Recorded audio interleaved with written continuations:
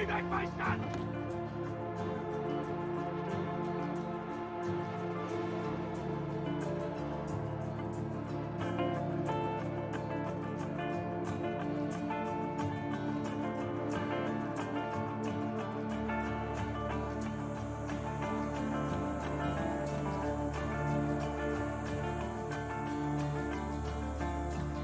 Give me back my son!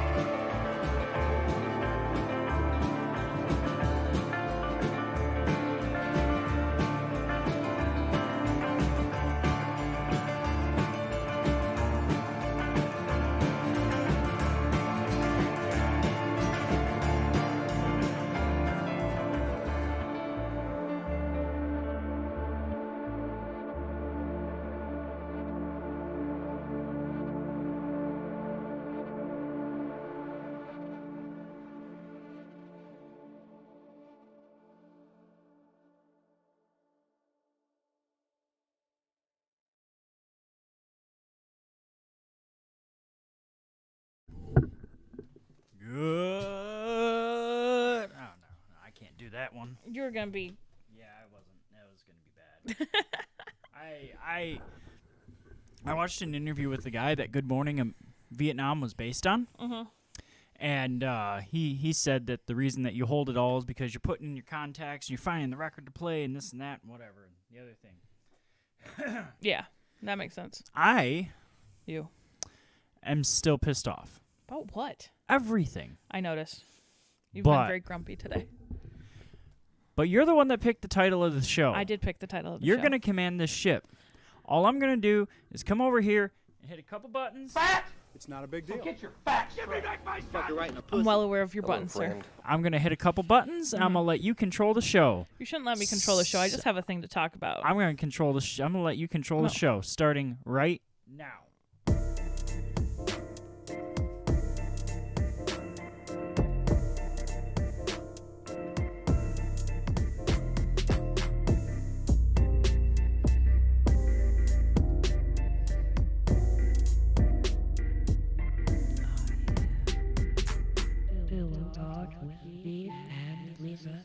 Hello, friends. Thank you, Sheila, and welcome to Pillow Talk with Beef and Lisa. My name is Beef.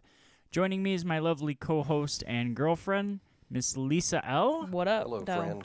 How is you? Oh, I'm fantastic today. Yeah. I was drunk last night. You were a sexy diesel power I generator had last 2 night. glasses of wine, but they were very big glasses of wine.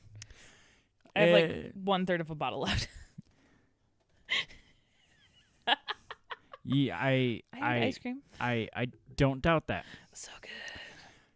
Thank you to whoever's watching on YouTube. If you're watching on YouTube. What up, though? This is Pillow Talk with Beef and Lisa. If you're a podcaster, which is the majority of you, strong majority of you. What up, Brittner? beefandlisa@gmail.com is how you get a hold of us. Ooh. Still haven't received any emails from Patreon saying that we have patrons, so I'm going to guess that we don't. No one wants to hear our illicit content. But if you want to hear the more illicit content, patreon.com/beefandlisa. Follow Lisa on TikTok that she makes at 3 o'clock in the morning when she's supposed to go to work the next day at HHRLisa. I need you to understand something. I am damaged. They're aware. Okay, cool. Just so everyone knows. They are I've aware. got problems. They are aware. Okay, cool. We're cool. Okay, cool. We got through all that. Smart move. We had an email. Yeah, we did. We had an email. You have an email. Well, we have an email. beefandlisa@gmail.com has an email from someone named Jim. Hey, Jim. How are you? Welcome to the show. Long-time listener, first-time caller. Jim makes that good money. Does He's got he? a Samsung Galaxy S10. Ooh. Bet he feels special. Yeah. I have a Motorola. I don't really care. I have a Samsung Galaxy A51. It's a digital camera that makes phone calls. There you go. That's how you do it. It's so skinny, too. Yeah, so real quick, my charging port said no thank you, and I was like, well, this isn't going to work. No, thank you. So I took the case off, and there's like a layer of concrete dust. All my coworkers know where the layer of concrete dust came from. No, thank you. So I was like, all right, this is no bueno. Gross. And it turns out that my phone case has been broken for a little bit, and I'm going to have to put it back on my phone to go to work because it's going to die if I don't have it covered up at work. But in the meantime, using it as God intended, it's so tiny. It's raw. It's raw. Yeah. It's going in. Fuck her right in a pussy. Exactly. That's my phone case isn't too thick. It's just a little rubbery thing, but my phone is thicker than yours. Yeah. Like in general. Yeah. That's a common theme amongst us. What? That my phone's thicker? Or? That you are taller. I am taller. You are thicker. I am thicker. My phone is thicker. I am small and tiny. I'm a short king. I think our feet are the same size. They might be, but you're not wearing my Chucks. I'm not. I don't want to wear your fucking Chucks. Last person that wore my own Chucks. Last person that wore my Chucks almost didn't give me my Chucks back. I will wear my own Chucks. Thank you. I don't want to wear it. Like I'm weird about shoes. Like I like how my feet sit in my shoes. I'm not gonna wear someone else's shoes. That's awkward. Yeah. That's just, I mean, it's one thing if I like put on someone's sandals to run out to the car.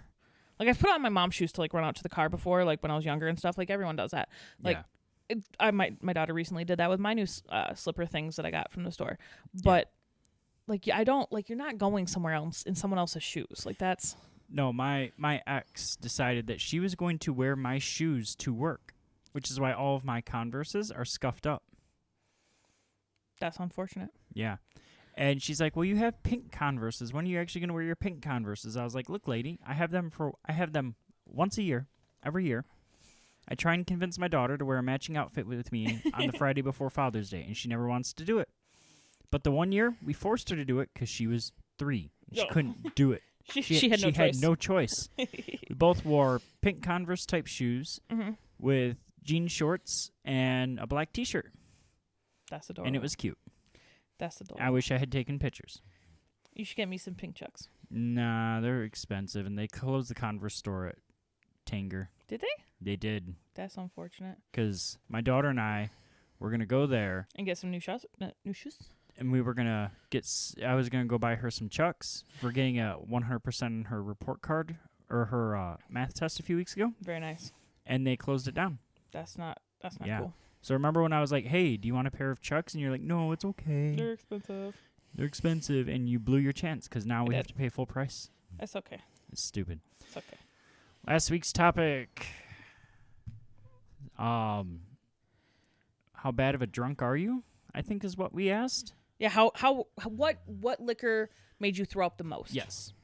I have to rotate to look at the screen instead of my girlfriend. Smart move. Jim Brittner emailed the show. Well, since you called me out, and thanks for the Chuck Norris comparison, but I have indeed puked at least twice that I can remember from drinking. Very nice. Jim's not a spring chicken, but you know, I think his memory is good enough to remember the 2 times. Once in Korea from some weird Korean liquor called Oscar. I'll have to ask my sister about that. And once from drinking a 5th and a half of Bacardi 151. Oh, yeah, and thanks, Lisa, for concerns of my ears bleeding. I'm using a 50-inch TV as a monitor. Sorry, guys. I got to find the next line. Jim listens to the whole show. He does. He's a good man. He went all over the place. I'm very proud of him. Thank you, Jim, for contributing. I said, give me a hell yeah! Are you the one concurrent viewer we have? No, I'm not on there. Okay, good. I am currently on Converse's website looking up pink Converse. Yeah, you know. So anyway, that's where we're at. I'm good with that. Nothing wrong with that. Okay. This episode's entitled Shirtless Jesus. Okay, so you want to know about Shirtless Jesus? Is go that where for it, babe. I gotta go grab my smokes. Okay, so here's the thing. I have a friend who... Give me back my son! No, I will not give you back. Shut up. Okay, I have a friend who is... and she goes to church. I'm not a church person, okay? Let me tell... Really? Oh, shut up. Jim, let me tell you something. I'm not a churchgoer. I don't know if you are. Good for you. I don't do church well. I used to go to church. I don't really have good connections with church. I'm not good, but my friend goes to church, and she decided to join the Easter church play thing that they have, and they go all out. It had a performance yesterday. It had 2 today. It has another one tomorrow. I think it even has one on Monday. It is astounding how it was a 3-hour production. Okay. Now hold on. If you're not from West Michigan. So, Mr. Person downloading the show in Brussels. Yeah. What up, Poe? If you're not from Michigan, especially if you're not from West Michigan, you do not understand there are more churches than McDonald's out here. Yep, for sure. There are more churches than McDonald's and Taco Bell's out here. This is an accurate assessment. There are communities built around the church. Dude, there was 5 on the road to her church. I was like, excuse me. Yes. Which one am I going to? Church is people's favorite activity. I wouldn't say it's people's favorite activity. It just seems to happen frequently, and that's unacceptable. Church is a big thing out here. I myself am a Catholic man. My parents didn't force the Catholicism on me. They said, this is the church we go to. I looked into it. I was like, I had some friends that were Catholic. I was like, these people are cool. I bet. Most of the people out here like their church when it sounds like this. They're very white. So white. Hand clappers. So white. And those churches outnumber all the other better churches 5-1. It happens. But So my friend goes to, it's a Christian church, I would assume. I don't think it's Catholic. But they put on an Easter. It's called. Trust me, if they're having a play, it's not a Catholic church. They called it. It's an Easter drama. Olympic Surrender. The story continues. That's the name of. Shut up. So, the play was in 2 parts. Okay, they had one. It was like 2 stories running congruently. One was the crucifixion of Jesus, going from Give me back my son! Shut up! Stop it. From the point where like he gathers his disciples and people start following him and he's getting crucified by the Romans and the Last Supper, all that stuff, being nailed on the cross. One of you will betray me. Exactly. That part, like they literally had that whole scene. And the other story was about a guy named Eric Liddell, former Olympian, who, he, very religious man, was, went to the Olympics for the 100-yard dash, but the heats for that were on Sunday, so he didn't compete. So he was like, "Can I get in the 400 meter relay or whatever? Not the relay, like the 400-yard dash or whatever." And they were like, "Okay, fine, you can do that." And he won. Took home gold for, I think it was the UK. He was like from Scotland or something. Sounds right. And so he won, and it was a big thing. And then he went back to China on mission trips instead of like continuing his education or things like that. And he proceeded to get stuck in an internment camp, and killed in camp while his wife and 3 kids were back in Canada with her family. But the thing about this whole thing, like, first of all, this production was well done. Like, there were pyrotechnics. It's not a big deal. And my bitch ass, when I bought a ticket, I was like, I'm going to support my friend. I sat in the motherfucking front row, okay? Wow. Front row, aisle seat. But, like, not like an aisle where, you could just walk down. Their aisle was, it was led to the stage. It was like an incline, like a ramp. People were on it. Very important to the story later. Okay. I was so close that the pyrotechnics, when some of them went off, I was warm. Warm. Like, I felt the heat from the fire. Yeah, warm. Nice. And it was great. Like, the show was great. There was lots of singing. I was well entertained, except these were all beautiful people. There was one part at the beginning where Eric Liddell is running with 4 other people in his college class, and it's 4 or 5 dudes in white shirts, white shorts, standing the distance between me and you, except up a little higher. Yeah. Running in place and stretching, and I'm like, did she bring me to a Magic Mike episode? I don't know what this is. Nice. I'm like, this is... First of all, I have their names. I'm like, I'm going to search some of these people, Google them. Nah, I'm kidding. But... We know what you're going to do. Shut up. The thing is that it was great. Like, a little bit of pocket hockey. Shut up. They were all very beautiful, and I'm like, he sang really well. It's like, I could listen. If church was like this every time, I would do that. Like, I would go to performance church. Like, televangelist. No, that's not. No, like, I want to play. Like, that was a beautiful play. But there was this part during the whole crucifixion of Jesus. Like, Jesus was he had a little bit of a dad bod, but he was well built. Like, he had decent arms. Of course he did. Shut up. And so here he is. He's like, it's not a big deal. He's on the ramp, literally 2 feet from me, and he's shirtless. Moisture. And he's got fake blood on him from getting whipped. By the way, they're whipping these people. Not really whipping them, but like, it sounds like, I'm like, sounds kinky. What exactly? I'm like, what kind of BDS is this shit? Like, and it sounds like the person that's producing this definitely goes to church too much. And has that basic missionary sex life, and she's letting it all out. Yeah, she's got a wild side, but she needs to let her freak flag fly. Okay, so he's on the ramp next to me, and I'm turned slightly, like, I'm facing this way's the stage. The ramp's next to me. I'm turned a little bit. Shut up.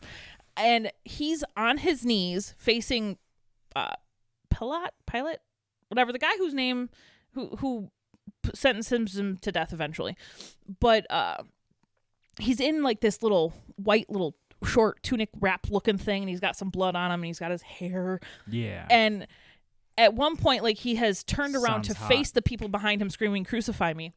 And he's like on his knees, and he leans down and he gets his hands on the ground. I'm like, if there was someone under him, hibbity to the like it wishing was you were the person. I didn't under say him. I was wishing me, but he was like it gave me conflicted feelings, and I was like, what did my friend invite me to? It's like, not I a big get deal. she invited me to this because it's a religious thing. This is the crucifixion of Jesus. But here they are, you know, sitting up on their cute little crosses, getting whipped. Like it wasn't that sexual or anything, but it was very, you know. Did it sound like Thursday night? No, Okay. not quite. But it was very much, you know. I'm like, these people are getting hit, and they're all like, and Jesus wasn't the only shirtless one, because obviously the other two being crucified were, because you know the story of the crucifixion. There's 3 people up on the hill or whatever.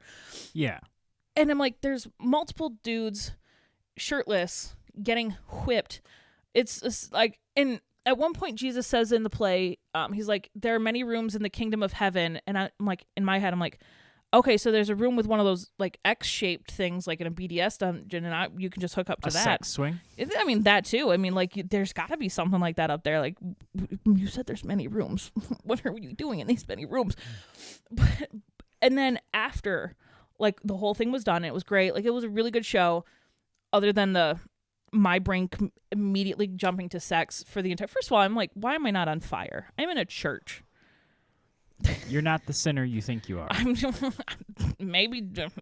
I asked my mom that. I told my mom that on my way from Walmart. I was like, I mean, I'm surprised I didn't set on fire. She's like, why? I was like, Mom, if these people knew the things I've done in my life, they would kick me out. And she's like, but Jesus died for your sins, so you just have to. I'm like, exactly. I'm like, okay, but listen, Linda. That's a bigger rant that I'm not going to get into on this show. Right? Not currently. But like the end of the thing, the pastor from the church stands up and he, you know, starts going in about how we need to have our faith and surrender to God, and, you know, in his words, invite Jesus into ourselves. And I went, you wanted some Jesus inside you at that point. I went, this is inappropriate. I was like, that's not, you don't want me to invite Jesus into myself. He's back there. I'm sure he's got a wife in the church. I can't. But at one point, they said, there was a part where it was in regards to Eric Liddell's story, like the daughters in his play were talking about how they went back to China to meet people who their father had helped and whatnot. And she mentioned the words muscular Christianity. And I was like, I don't need a more ripped Jesus. Okay. Apparently you do. Jesus has abs. He's ripped. Like that's a Dane Cook skit, but it's like, how can you, like, can you all stop making this sexual? Like, I know it's not them. Like, they're like, oh my God, this is the crucifixion of Jesus. Oh my God, I'm going to cry. And I'm like, Jesus could hit it. If I was single, Jesus would, I would have stayed You longer. would have jumped on Jesus. I would not have jumped on Jesus. You probably almost jumped on I Jesus. did not That's why you almost were jump on- late. I was not. I went shopping. Shut up. Uh-huh. But it was No wonder you had to buy pajamas just for tonight. Fuck you. I hate you. Shut up. You're waiting for it now because you've had this pent up all day. I Shut see up. it. Shut up. Okay, so a little caveat, a little thing that one of the women's groups I'm in on Facebook post a GIF about your day. And I posted a GIF that says, I want Jesus. Oh, God. And I said, please let me explain. I went to an Easter program at a church. They put on a really nice play involving the crucifixion. At one point, the man playing Jesus was shirtless, and I am a heathen. My mind went places it should not go in church. This is probably why I should go to church. Also, the reason I'm surprised I didn't catch on fire in church. It's been a good day. You're not the sinner you think you are. You say that. But I was having very impure thoughts about Jesus. So was every other white Christian woman in that building, babe. Probably. By your description, it sounds like I might have gone 80-20 for that Jesus. He wasn't, okay, like he wasn't ripped by any means. Like he didn't have like a six pack. He had more of a dad bod, but it wasn't like superbly overweight. Like he was like about your build, I'd say. I'm fat. Shut up. I am overweight. He might have been thinner than, but he was taller than you. Oh, he was thinner than me. Oh, I see. I see what's up. Shut up. It's okay. I mean, I'm gonna punch you. I'm gonna punch you.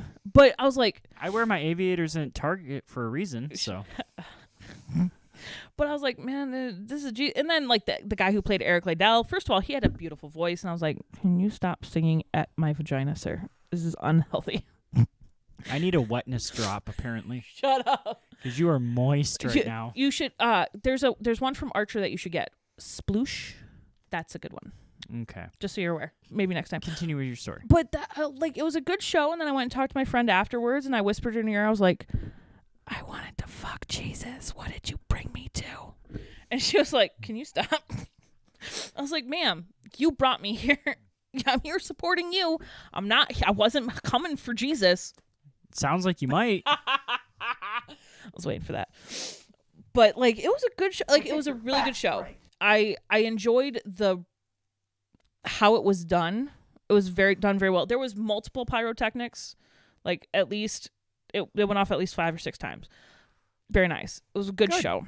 Good. You know, it was well structured, I felt, like, in regards to going back and forth between the Jesus part of the story and the Olympian part of the story, and how their stories meshed and whatnot. And at the end, the Olympian died and he went and met Jesus and all that. Like, it's really great. Yeah. But it's like, I did not need that much, like, sexual undertones. Ma'am, you need Jesus more than you think you need Jesus. I don't need Jesus. I don't need Jesus. Apparently you need Jesus, ma'am. Maybe needed that Jesus. No, I'm kidding. I don't need Jesus. But you needed that Jesus, apparently. I did not. It was very interesting to go. Like, I did not plan to go to a church at 1:00 in the afternoon on a Saturday and think about fucking Jesus. Like, that was not my intention. And yet here we are. It was a 3-hour fucking ordeal. And you know what? What? Well played by the church, because, excuse me, all those people are church members. Most of them are, yeah. So, guess who's coming to church? White stay-at-home moms that haven't been touched in a while. Yep. To see Eric Sexy Liddell Jesus. and sexy shirtless Jesus. Dude, like, it wasn't bad. Like, the show was really good though. Like, some of the acting was very bad. Like, it was very, you know, there was this one little kid, like, they had kids parts of it because they were like, of course they had kids parts of it, because that's how they get the rest of the moms in the door. But like, there was a part where they were singing something, and this little kid is standing on the stage, like, from me to your wall there, about 7 feet. And he's 10 feet maybe. He's singing along, but then he gets to, I'm gonna move this away so I don't hurt Brittner's ears. It like, at some point, like, he just, the one word he knows, he gets really loud. Yeah. And then like you. Shut up.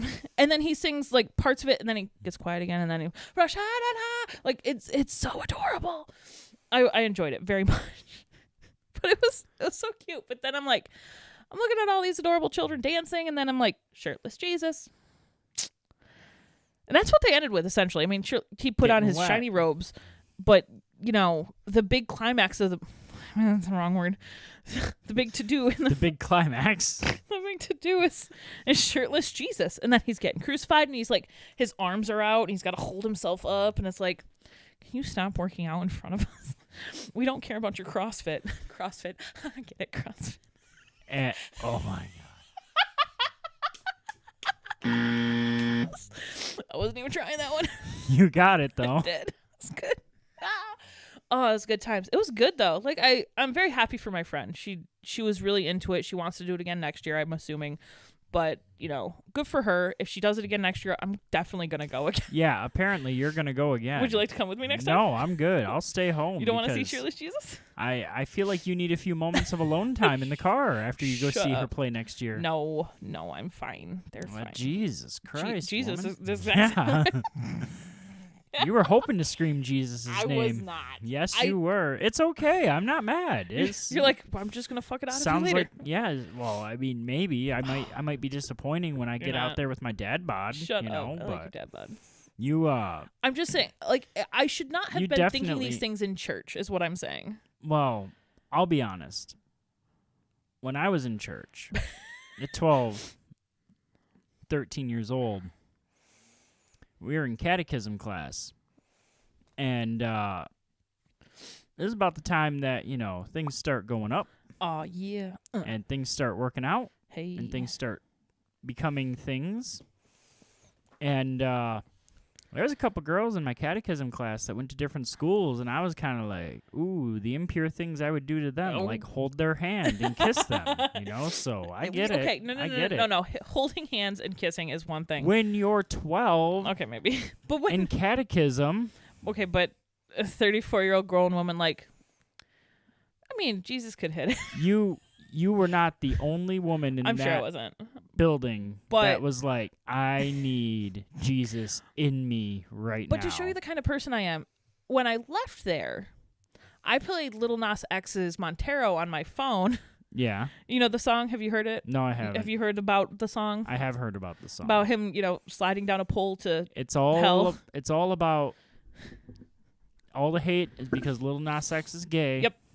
So they told him to go to hell, so he made a video about going to hell and giving the devil a lap dance, and it's fantastic. And surprisingly, it took a while after his Billy Ray Cyrus song, which I forgot. Old Town Road. Yeah, Old Town Road, for people to realize the rapper wearing sparkly, bedazzled cowboy stuff was gay. The best part is that people are up in arms about him because, oh my God, this video is so bad, it's going to make people turn to Satanism.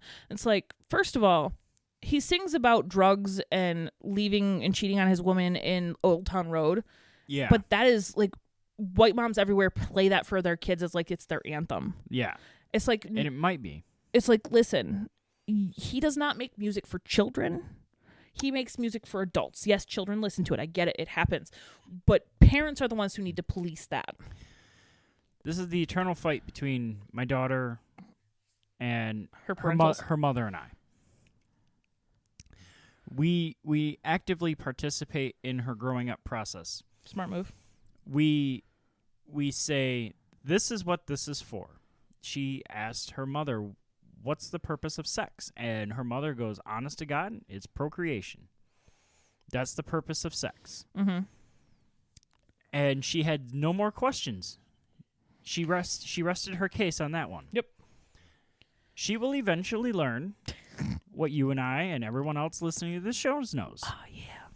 And then we'll have to have tougher discussions. Oh, yeah. We're going to have significantly tougher discussions with her. Mm-hmm. And her mom and I don't necessarily agree on all facets of it. It happens. But we understand that there's things that we can do when she gets to be that age that will prevent us from the primary purpose of having intercourse. Procreation. And then we'll just do what our parents did, which, I mean, I give my parents credit. They thought I was getting a hell of a lot more play than I was growing up. Very nice. They were like, you have all these chick friends and you go over to their houses and hang out? And I was like, yeah, trust me, I wish I was living the lifestyle you thought I was living. And see, I, on the other hand, my parents thought I was this angel. And I was definitely not. Like I've always said, I think it took the birth of my daughter for my parents to finally accept he's not gay. Yeah, no, my parents didn't have that issue either. Like, they did not think I was gay. I had boyfriends, but they assumed that I was. Because for the longest time, I was like, I'm not having sex till I'm married. And at 14, I was like, fuck that. Yeah, no, I was trying to give it away to anybody. I was. But that's the difference between men and women, though. Like, even as adults. No, like, I was going up to women that I knew had already done that. And said, can I just. Was like, hey, what you doing later? And they were like, not with you. Oh, good Lord. But again, that's literally how that works. Like, I could, if you and I weren't together, I could literally go into any bar and leave with any dude. Yes, you could. You could go into any bar, stay there all night, and go home sad. And masturbate. Yeah, exactly. When I get home. Yeah. And that's exactly what I did, except for in a few random circumstances that never ended well for me. Honestly, unless they ended in a relationship, those circumstances have never ended well for me. Like, either they were completely obsessed with me, but too shy to admit it, and then got pregnant by someone else, or they were cheating on their husband didn't want to admit it until much, much later. Yep. They still haven't admitted it, but it's kind of funny that you're back together with your husband on Facebook.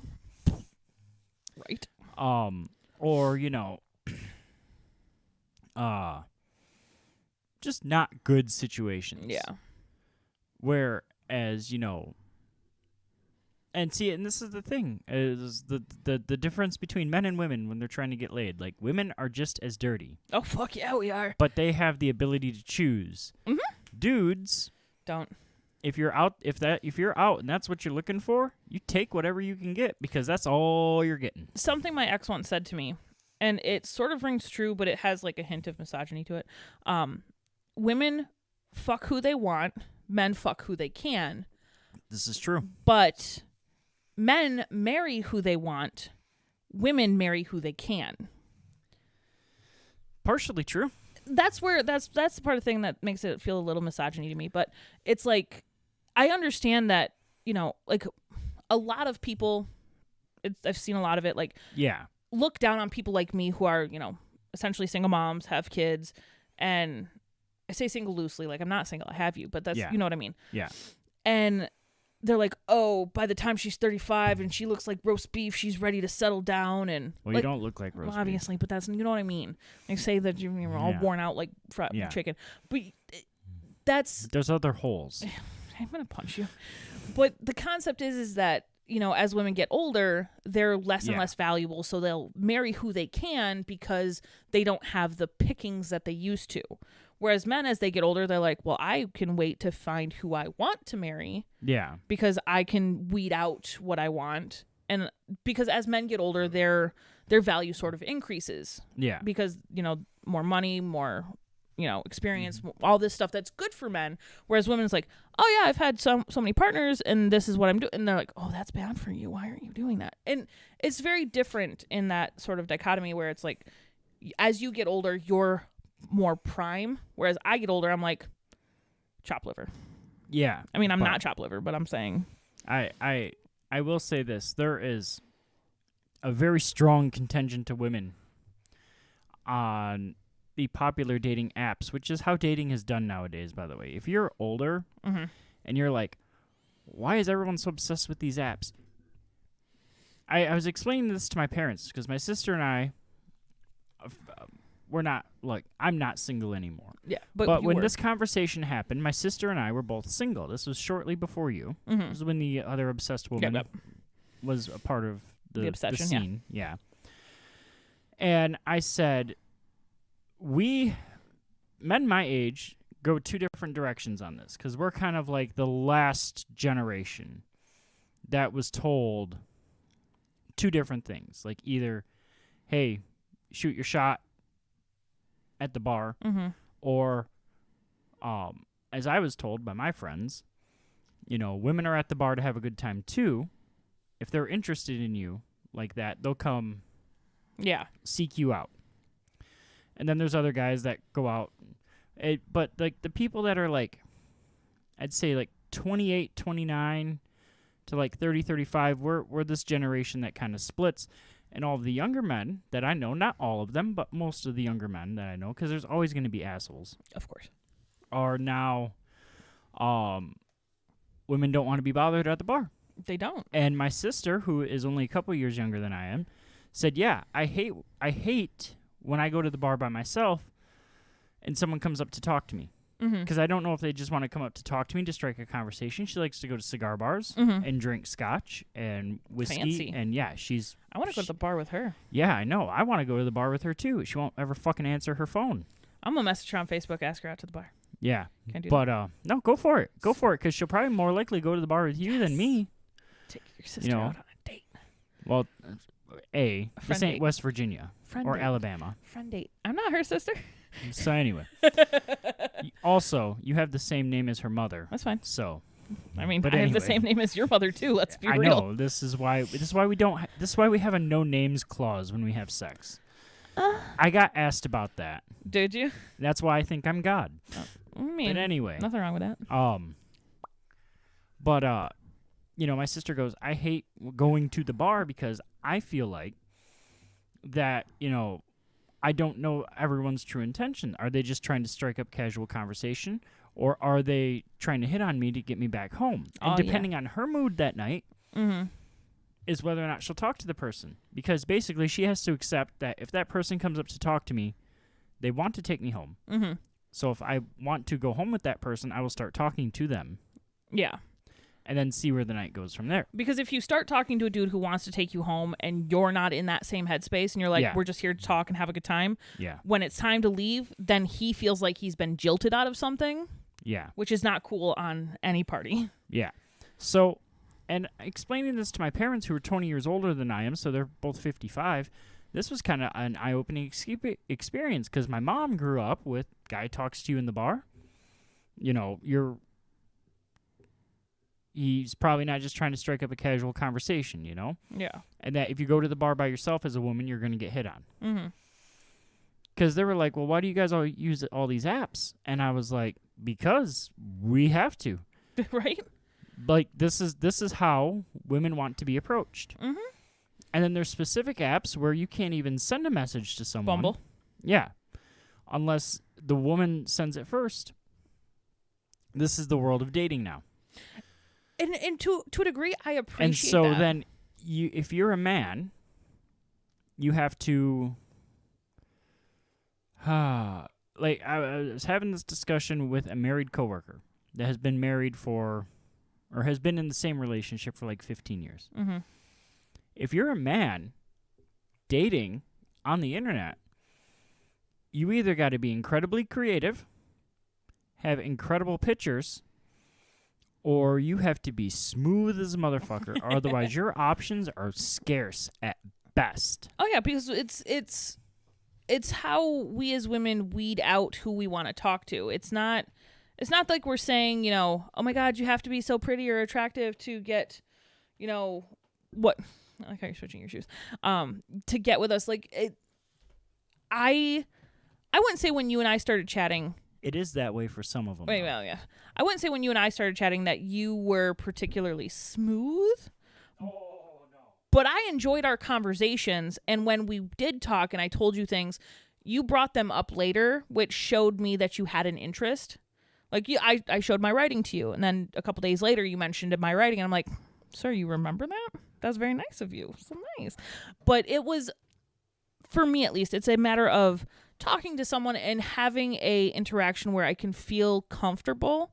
Like I've been hit on in public, and it's not necessarily the nicest. I mean, I don't mind getting hit on. It's not necessarily the worst thing either. It's nice when it's, hey, I like this, and then they run away. That's how compliments should be. Hey, you got a cool this, and then run away. And that's great. You should always compliment a woman on something she chose. Don't say, hey, I like your fat ass. No, I mean, yeah, my ass is great. I like your jeans. That's great. That's something I chose. You have really pretty eyes. Thanks. They came with my face. I had nothing to do with that. Like, but I've also gone to bars where I was with friends and a guy comes up to me, or I'm like, I was standing near something and he's like, oh, do you need a seat? Let me clean a seat for you. And he wipes his face. I'm like, no, bro. I think you stopped the recording. Oh, shit.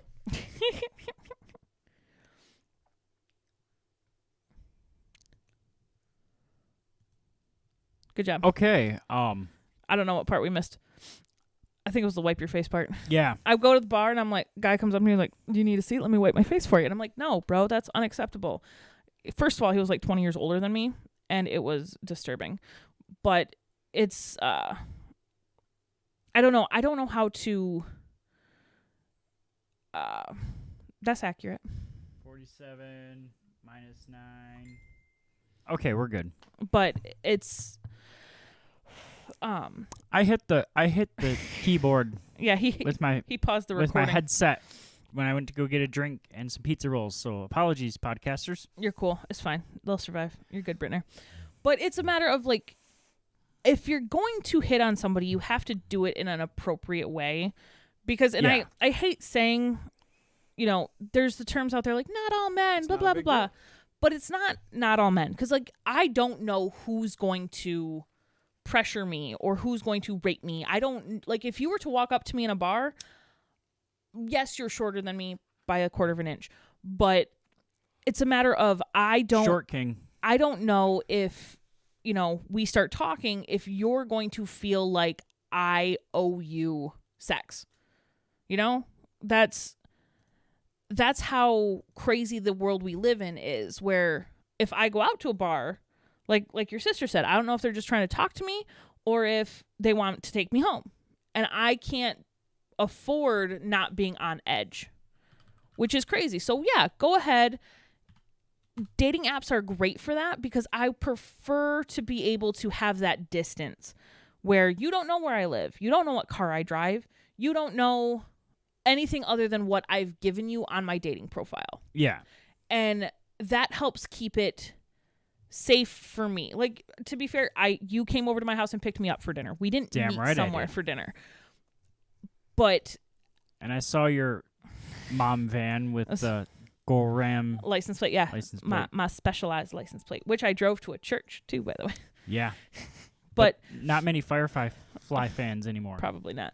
But the fact of the matter is that, we're in this world where it's easier to communicate with people on an app for that safety measure. I mean, fuck, when I was a kid, don't talk to people, don't meet people from the internet. And now, we're calling Ubers to random people to pick us up. Like I order food every now and then from my phone to get delivered to me at work. Mm-hmm.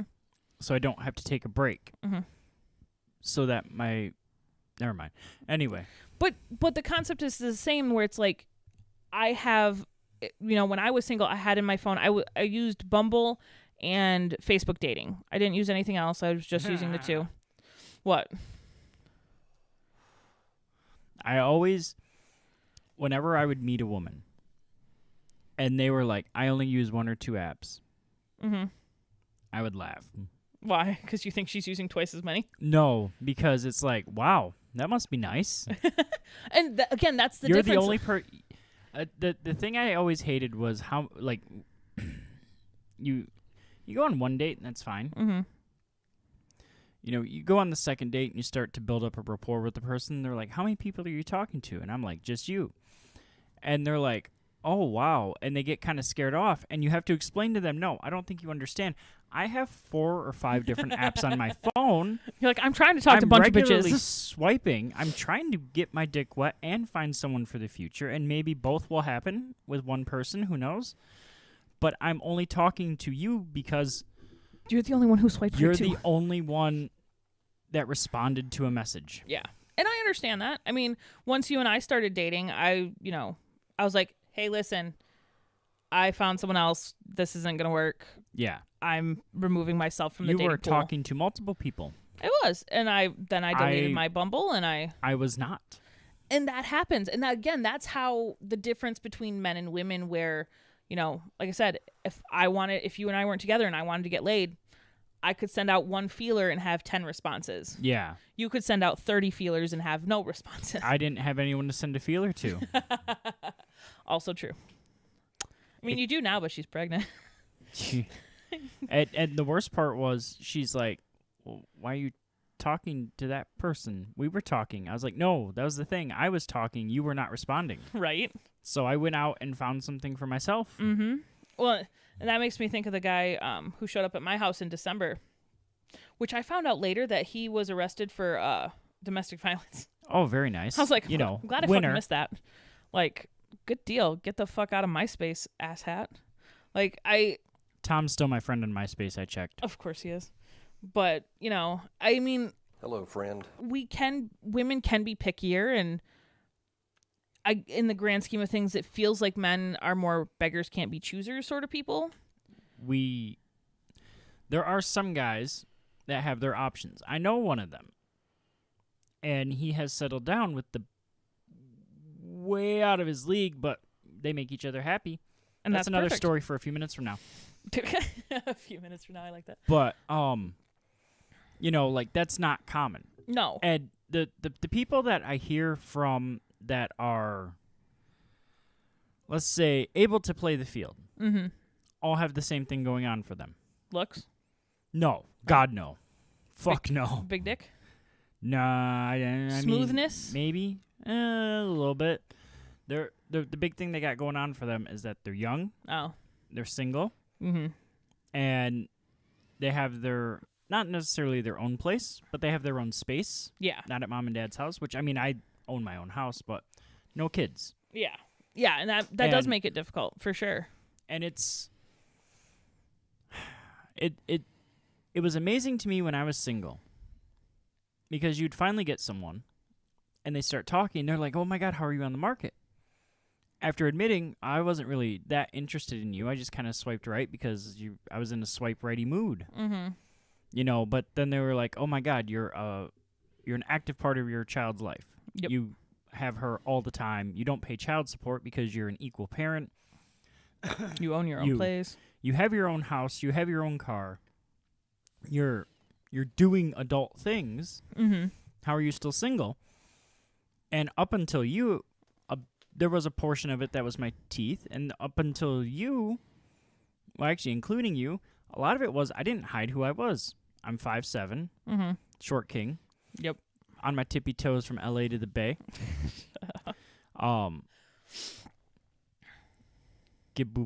Get titties, face full of titties standing up. That happens. But you know, I didn't hide that I had a kid. Mm-hmm. That was always going to be priority. Yep. I didn't hide that I had a full-time job. Mm-hmm. Or that you had requirements or other responsibilities like GDR. That I was whatever. Grand Rapids Disc Golfers United, GRDG. She asked me how to spell my last name earlier today. I just want to make sure I was spelling it If right. after almost 7 months you can't figure out how to spell my last name, babe, I can't help you no more. Do you want to fight? Well, it's not my name yet. I don't need to know how it's spelled. You should at least figure out how to write it. I know how to write it. And pronounce it. Done. Now, Shut up. after almost 7 months, You'll fight. I'll fight you. Oh, okay, I'll turn this off. We'll go to your bedroom. That's not fighting. Okay. We can pretend it's fighting. And I'm not letting you pretend that I'm Jesus. I don't want to pretend you're Jesus. In fact, you're just going to have to be quiet tonight because you can't say God or Jesus now either. Fuck you. I'll just say fuck a lot. Do it anyway. You better be careful. You want to fight? Fuck her right in her pussy. Oh, yeah. It's okay. No, but I understand. I know you're not thinking of me tonight. Shut up. I am. But I understand where you're coming from, though, where, you tell people who you are, and they're like, okay. And then all of a sudden they figure out that you're actually, like, being authentic about it, and they're like, oh, my God, where have you been all my life? Yeah. And, hey, I'm here. And then you start dating them a little bit, and then they run away because they're scared. See, some people are dumb, but that's why you now have me. This is true. I am awesome. You are awesome. So are you. Shut up. I'm okay. Nope. You're awesome. I'm all right. I'm going to fight you. Oh, man. I want to race in iRacing this week. You did? That's very good. I did. I was 0.6 of a second behind the guy going to the last corner at Watkins Glen, and he absolutely fucking binned it. I had been behind him closer than that, and he got anxious going into the final corner, and he fucking binned it. And I won a race in a Volkswagen Jetta TDI Cup Car. So, yay. Someone's talking. I said give me a hell yeah. Hell yeah, motherfucker. What's up, Cole? Cole's listening. Hey. Hi, Cole. How you doing? You should see if he's in the chat. Is he in the chat? You should check the chat. I don't know if he's in the chat. He's messaging. So, all right. He's not in the chat. But it's okay because I got fight shit loaded up. You could tell him that. Cole says fight me. We'll fight you. Cole, you were begging me not to have her kill you last week. I mean, I'm not a killer. I mean, sometimes. You have to go on basically, Cole, to do YouTube live chat, you need a computer. No, you don't. Wow. No, I totally do it from my app. Oh, well, I've never done it from the app. Watch. So. Hold on. Let me walk you through it, Cole. You go to the YouTube live on your phone. Let me bust it out real quick. Give me a second. Sorry, Jim. It's okay. Jim will survive. And podcasters. Hey, podcasters. On the main screen where it shows us live. Yeah, you got it, Cole. You're there. You're good. Oh, hey, look. Yeah, look at you. See, he's smart. He's so smart. Cole is smart. Cole's a good guy. Cole's good guy. Another guy that understands where I'm coming from. He's good people. Being a single dad scares away some of the ladies. I've seen him with his daughter on Facebook because him and I are friends on Facebook now. His daughter. English, do you speak it? No. Motherfucker. His daughter's one of my favorite coworkers. That's nice. Yeah, she does more. Okay, no talking about work. Anyway, his daughter's one of my favorite coworkers. Single dads. Woo, single dads. Single dads. Single dads are cool. What's I up? like single Represent. dads. I know dads you do. put out. Sometimes. And then sometimes they have snacks, but not at this house. You don't have snacks. You chose the wrong single dad It's for okay. that. I bring snacks. I have $100 worth of chocolate in my car. Lisa's car is getting cased tonight. Shut up. Don't touch my chocolate. It's good stuff. I like stuff.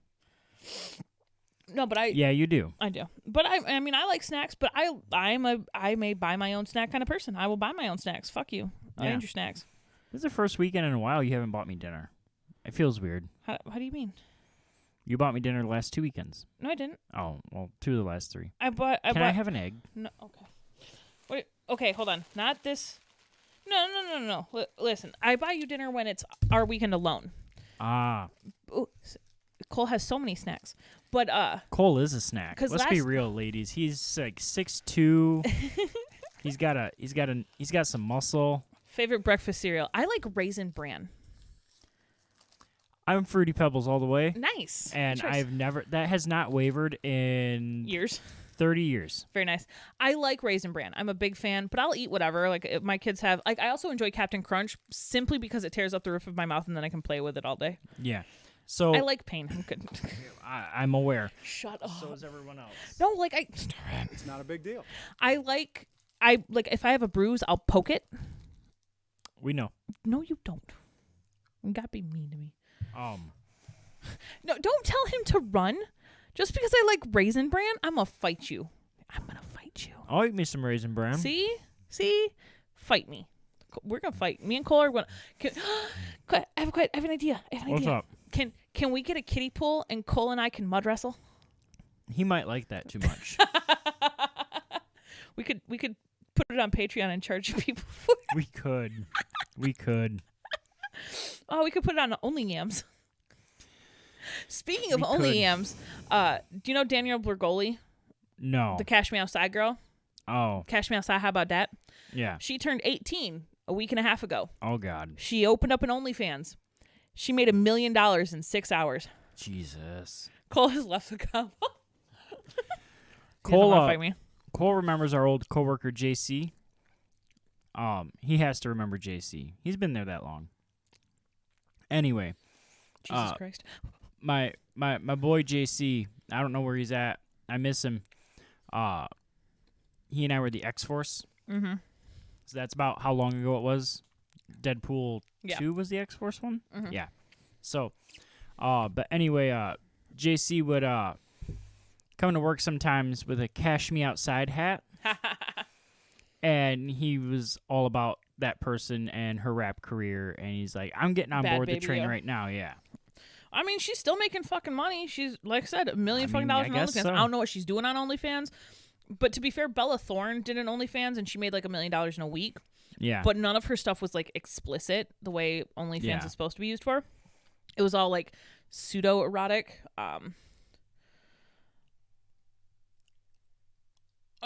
You subscribe. It's Bad Baby. Bad Baby? Yeah. You subscribe to her OnlyFans. It's just, like, see, that makes sense. It's just her in lingerie and shit. Yeah.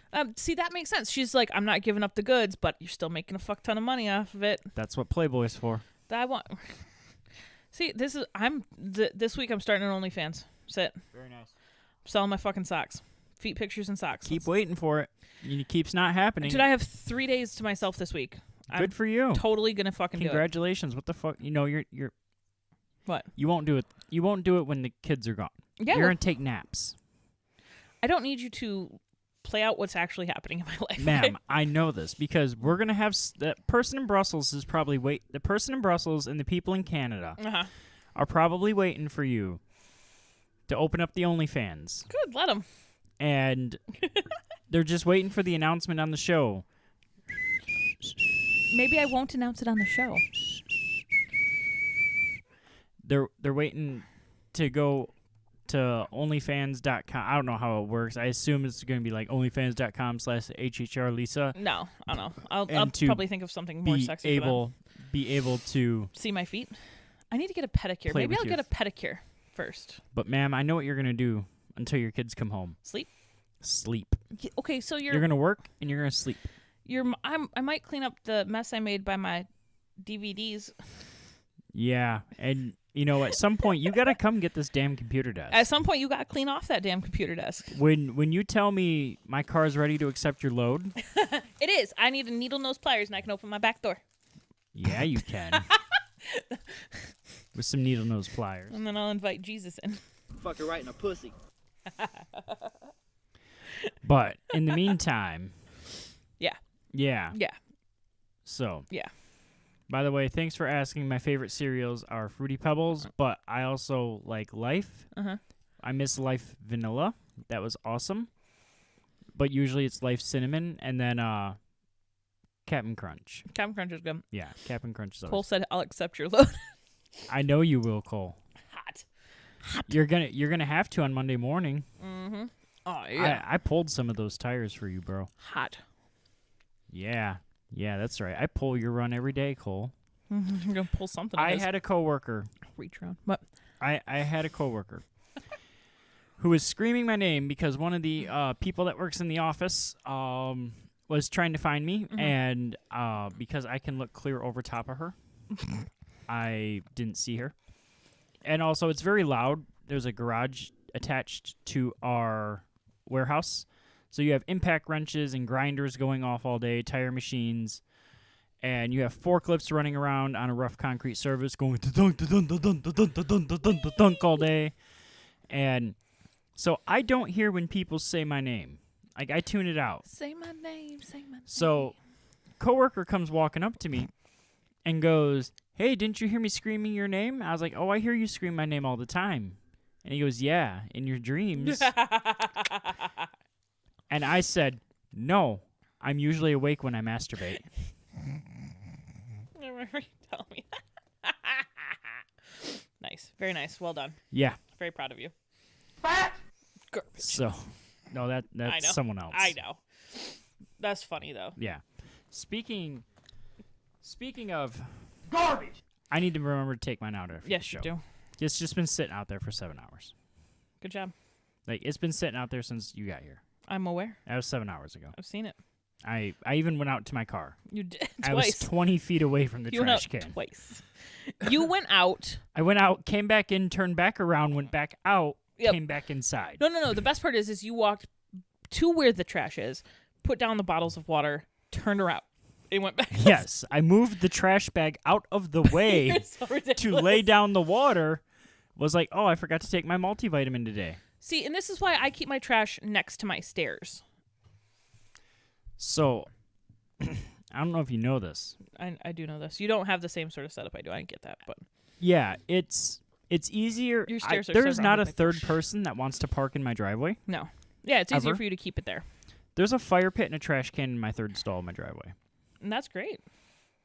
And the reason that the fire pit is there is because there's usually not even a second car parked in my driveway. So I can light the fire pit right there, right next to the trash can, right under the... There's a street lamp light, and a lot of people are like, well, that's terrible, but like when I light my fire pit, I go outside and I either read or I write. "What do you write?" I told you. Poetry. I want to read it. No, you don't. Yes, I do. No. You've read my stuff. Your stuff's on YouTube. No, some of it's on YouTube. My stuff was the whole reason I have my recording set up. This all belongs to my friend Alex Shakow, who did the theme song for us, Sheila. Thank you, Sheila. And I went on this kick last spring. I'd listened to enough. Oh shit! I don't remember. forgot. Brain farts. You listen to enough of things. Nate. Fuck. Nate, fuck. No. That's it's an not- interesting thing to no, listen to. It's yeah. I know a Nate. I know a few. Oh shit. Here we go. Don't break it. No, I don't want to listen to sports junkies. Fuck you. Artist. I'll find it. Neil Hilborn. That was it. That's not a Nate. Neil Hilborn. He did a slam poetry thing, OTC, The Okay. Future. Very good. He's very good. He has an album on Spotify. Sometimes I get in the mood and I just fucking listen to it, and it's interesting. So I was in one of those moods, and I was like, I can do this shit. Right? And I started doing this shit. There you and go. I had a couple. And Alex and a couple of my other friends. My friend that from Reddit that lives in Altoona, Pennsylvania. Another one of my friends that lives out on the West Coast. They listened to the recordings and whatever and the inflections and everything else. And they were like, God damn, man, you're really fucking good. And then I got laid. And I wasn't so angry about it anymore. Because when you're cooped up in your house for 8 weeks and you're single, and I had my daughter for 4 of those weeks, but that meant 4 weeks of fucking isolation. I was looking forward to the once every other day trip to the gas station. Yeah. To go buy cigarettes and a soda. You went for walks a lot. I walked a lot. I lost weight and I gained it all back. Well. And now I have not gained all of my weight back since I started losing weight, but the weight I lost, I gained some back last winter. Mm-hmm. I lost it all during the quarantine. Mm-hmm. I gained some of it back this past winter, so now I need to go start exercising again because it was 61 yesterday. It's 70 tomorrow. I think we're going to walk to my parents' house tomorrow. Smart they live move. in the same trailer park. That's a smart move. So, yeah. I would walk to where my parents are, but that's Yeah. Coopersville, and I ain't doing that shit. Why? Your parents don't live in Cooper. Oh, They're at my brother's house. Yeah, never mind. Okay, I was like, your parents don't live in Coopersville. They don't. They though. live in Wyoming, but they're not in Wyoming right now. No. They're going to be in Coopersville for a week. Yeah. So anyway. Dog sitting. But yeah, no, Falling my bank outfit. Mm-hmm. Since I know my parents are asleep right now, I'm gonna shave tonight before I go to bed. You're going to wear that to their house? I'm gonna wear that. My mom gonna cry. And see, here's the thing: we're not going for Easter. My nephew is back in town. He's living with my sister. He had lived with his father in Pennsylvania as a part of their divorce agreement, and he has issues keeping up with that end of the bargain because he's a piece of shit. It happens. And although I'm assured he's a good father, and he fucking better be. But anyway, but he's back here living with my sister now, and it's his birthday on Tuesday or Wednesday. Mm-hmm. So you're celebrating on Sunday. So we're celebrating on Sunday because we were gonna all get together on Sunday anyway. There you go. Because last year we had a Facebook video chat Easter. My sister and my niece actually made a meal at home. My parents made sandwiches because they had already ate dinner. They were having dinner really late because my parents go to bed about 6:30, 7 o'clock. They're 5 a.m. kind of people. Terrible. Actually, no, they're 3 a.m. kind of people. Oh, I go to bed at 3 a.m. Yeah, I know, right? My dad has drove past here, or my mom has drove past here on her way to work because sometimes she has to go to work at 4:30. Mm-hmm. And if I have like Monday off, she has drove past here before and seen me shutting the lights off to go to bed. Very nice. So, and then I had pizza rolls because it was 6 o'clock at night and I hadn't had to wake up for a couple days. Okay. So it was not a like, big deal. it's like, this is lunchtime for me. Right? I'm going to make dinner about 11:30. I'm going to go to bed at 5 a.m. Terrible. I'm going to wake up at noon. I don't times. have my kid. Good times. So I ate pizza rolls. My sister had a 3-course meal, and my parents had sandwiches, and we were like, no, we're not fucking doing that. And then my nephew happens to be born about this time. It's his birthday, and it's like, fuck it, let's all eat cake. Yes, cake. It's going to be awesome. I want cake. I haven't seen my niece in a grip. Since And I hate that I fucking work with, like, fucking teenagers because now I'm using the term a grip a lot. Please don't. I hate that with such a passion. A grip is not a unit of measurement. A grip is something you hold. You hold something with a grip. A grip is something you grab onto. I have not seen you in a minute, a moment, an hour, a week, a day. Give me a measure of time. Yeah. I have not seen you in time. Like that's, I will smack a fool. Yeah. Oh, don't worry. Will he be saying it? He will. I'm gonna smack a fool. You better watch out, Preston. I'll fight you. Preston doesn't listen to the show anymore, but I'm going to get him on this month at some point. Tell Brittner not to tell him what. I'm in a. Oh, Brittner can tell him whatever he wants. He won't believe him. Okay. I'm in a conflict of time because we can have him on next weekend, but that means I have to scramble this week to get everything, and I have to work on Saturday. Or we can have him on at the end of the month, but I am hosting my online racing thing, so the earliest we could start is like 4:30. And I know that with him having a lady friend now, that means he'll probably have plans at that kind. That'll probably be like the second time they're going to fuck in the day. So let's just do it next weekend. I mean, Saturday morning, I'll be here. You can be at work. I will help get the house cleaned up if necessary. The house cleaning is not the issue. Then what's the issue? Like, I physically have to buy microphones and mic stands and mic cables. Well, if it's only Preston coming, do you really have to do all that? Do you have a spare mic? I have a spare mic. I don't have a stand. I have another stand. I don't have cables. I believe I have another cable. I have the adapter.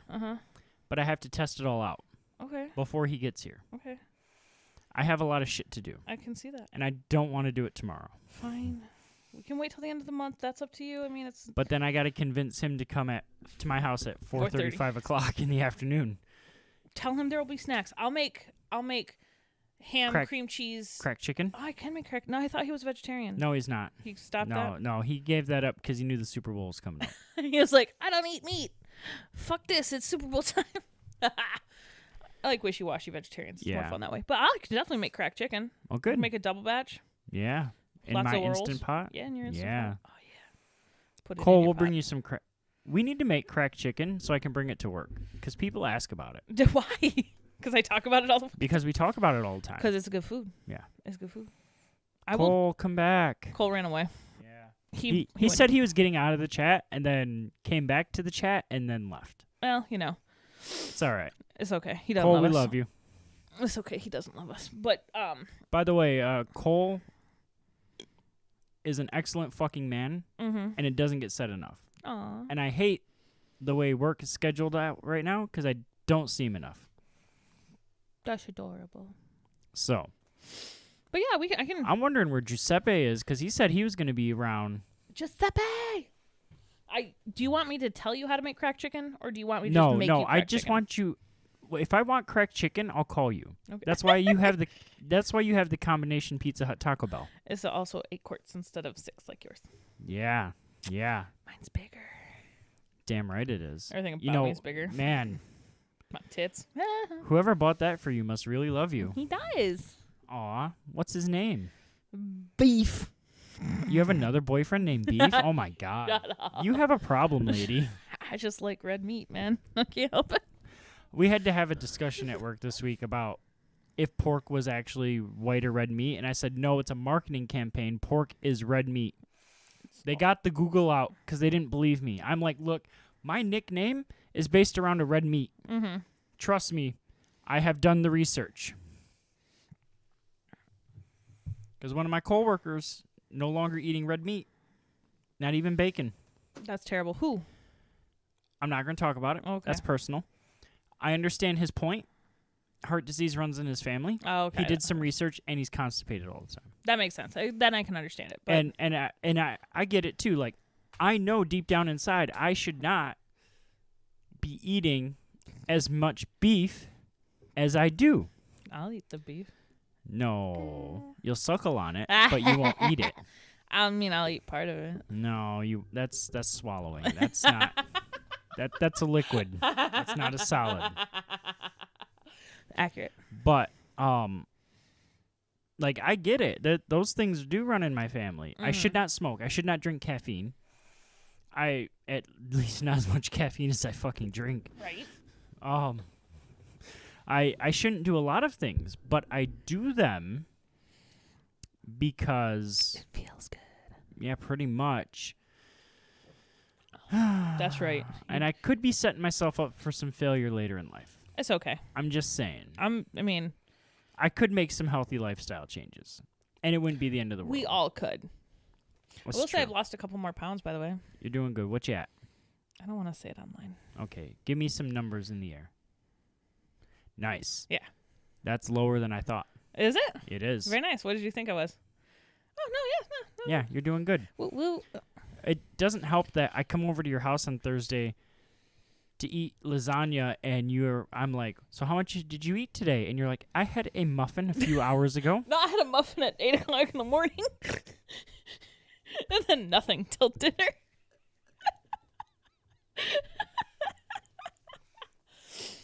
I'm healthy. A muffin. It was a blueberry muffin. It was really good. Oh, no, blueberry muffins are badass. That's why even though I have a muffin tin, I won't make muffins. It pisses my daughter off, and she's like, why? I have a muffin tin, too. I ain't making muffins either. And I'm like, because if I make muffins, I'm going to eat all of them. There's 12 slots. That's like 1,000 calories. Yeah. Mine has 6. We could trade muffin tins. I make taco cups. Ooh, very nice. Maybe you make cracked chicken, I'll make taco cups. Okay. That's how we'll get our guests to come on the show. We could eat cracked chicken out of taco cups. I had another message from someone that I know listens to the show, but he's not listening to the show right now. Oh, tell him to listen to the show right now. He is on vacation with his girlfriend in North Carolina. You'll eat the muffin, Cole. I know you will. Cole, where were you last week? You inspired the opening rant last week. When we're done with the show, Cole, go listen to start at about the 8-minute mark and listen to the opening bit. That was all you. Yep. Big vagina. Big vagina. Oh, yeah. It was good times. I enjoyed it. It was good times. I need a nap. The conspiracy of big vagina. Mm-hmm. See, you say it like that. In my head, I don't think big pharma. In my head, I'm like hot dog down a hallway sort of big vagina. And I'm like, that's unacceptable. I can't be okay with talking about big vagina. Like, first of all, I don't know what that's like. I do Kegels and it's cool. But I don't like... It just, every time you say it, I'm like, how flappy is that shit? Like, I can't. And it does not process in my brain appropriately. So I have had sex with hot dog down a hallway. How does that, how does that work, though? What makes it, like, I have not been with enough women to know this stuff, because, like, I've only been with 4. But. I just always assume I have a small penis. But you don't. I mean, you fit very snugly. So I don't know where you get small from.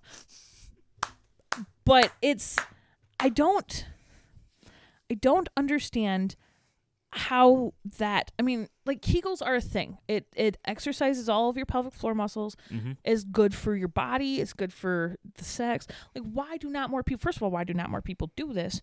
Second of all, how do these women get floppy vaginas anyway? Like, I don't understand. Like, I know some people, maybe it's just genetic. So for some women, it does start. I don't know if you realize how big the vagina stretches when they give birth, because you had C-sections. I had both C-sections. Yeah, no, I've seen babies. Yeah. I've seen the size of babies' heads. I know how big it can get, but it still doesn't make sense, because there are people who say, "Oh yeah, but she's had no kids," so I don't understand. I am confused. It's okay though. Like, I mean, it's not a big deal because I don't have that issue. It's not a big deal. That's right, Obama. That's John Harbaugh. I know, but he sounds like Obama. Cole, does John Harbaugh sound like Obama? That clip sounds like Obama. I'm not does asking not. about John Harbaugh, whatever his name is, in general. John Harbaugh, head coach of the Baltimore Ravens, Cole's favorite team. Good for Cole's favorite team. It's not really. That clip sounds They're like rivals. Obama. It does not sound. Play it again. It's not a big deal. It sounds like Obama. It does not. It does. Not even close. It sounds like an old white football coach. No, it sounds like Obama. Fight me. I'm going to fight you.